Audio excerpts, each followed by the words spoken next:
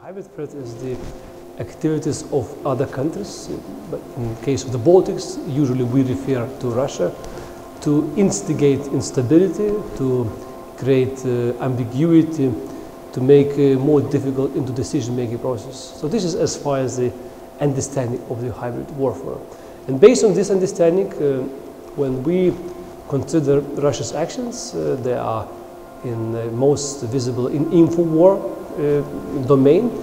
It's more probably easy for Russia to dispatch to use this element because we have a continuous strong link with the Russian media, Russian speaking community, historical links, cultural, other elements which makes Russia more easy to intervene. So this info war probably I would qualify number one.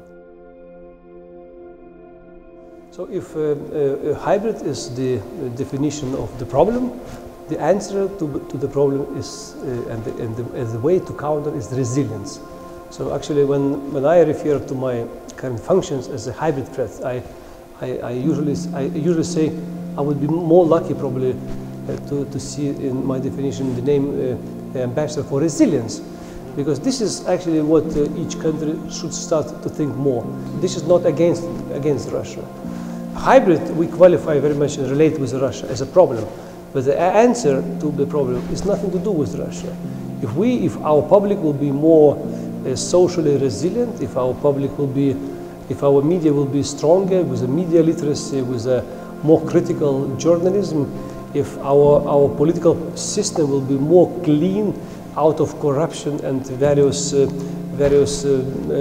unaccountable gray economy links, if our police, intelligence, special operation, army will have good platforms to share information, to come with a good understanding on what is happening, this is already a big investment in resilience.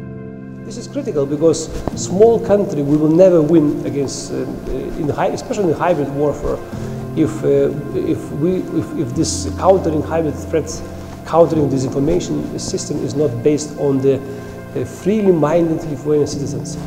But there is another component which is even important to talk with our international friends, students, politicians, experts, because again, it's not my role, neither the role of other Lithuanian experts to cheat our Western friends, to demonize Russia, but explain from our experience how we see Russia is conducting operations, what would be applicable in their case, in order to make them more understanding and more sympathetic with our efforts. So here I see these two components equally important, Lithuanian audience and international audience in expert community.